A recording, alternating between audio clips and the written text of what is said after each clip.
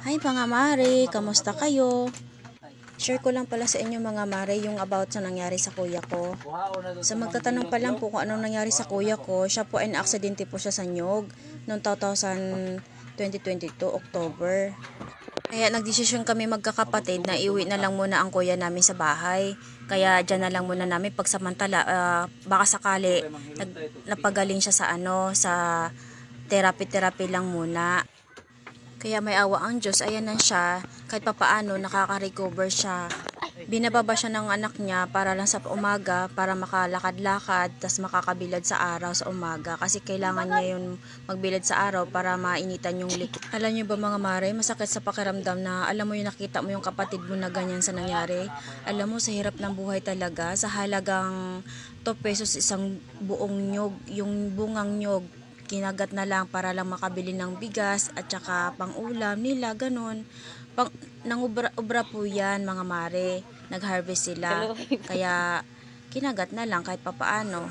Alam mo naman sa probinsya, kung hindi ka rin kakain, hindi ka rin makakain. Kaya isa sa dahilan kung bakit ko pinasok ang pagbablog sa social media, dahil dyan sa kuya ko at saka sa kanila ako kumukuha ng lakas ng loob at kapal ng mukha mga mare.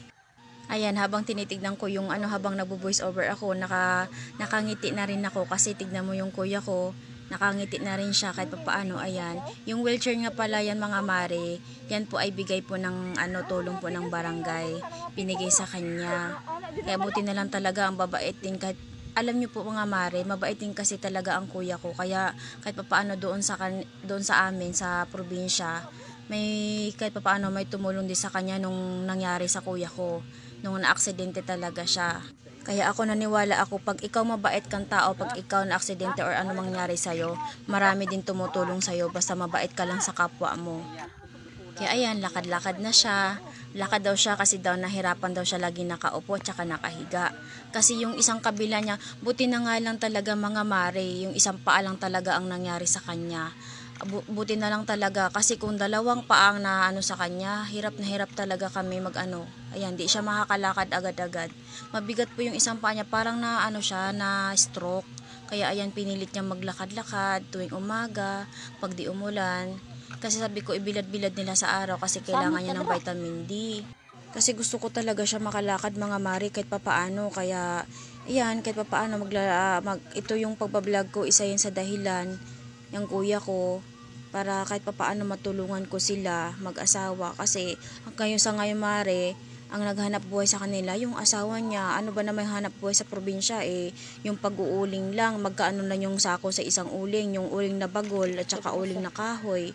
Kaya minsan naawa na rin ako kasi kaya pag may kunti kami extra budget, yun, nabibigyan namin sila pang bigas saka pang ulam, pero hindi pa rin sapat. Ayan, masarap sa pakiramdam na tumatawa ang kuya ko, naglalakad siya, yan, habang binibidyohan din siya ng kapatid ko. Kaya ayan mga mare, tignan mo yung likod niya, ayan, yan yung nabali, yan mga mare, yan yung nasa likod niya talaga, na hindi na talaga kayang hilutin. Kailangan dapat yan, na-operahan dapat talaga yan. Kaso mga mare, hindi namin kayang 200,000 kahit manghingi man kami, pero ang bagal talaga ng process talaga. Kaya ayan, kahit papaano masaya na ako na ganyan ang kuya ko. Makakalakad din siya balang araw. May awa ang Diyos sa kanila, sa amin, magpamilya. Hanggang dito na lang muna ang kwento ng kuya ko. Thanks for watching. Mga mare, bye! And God bless. Ingat kayo lahat. And more power. God bless you all.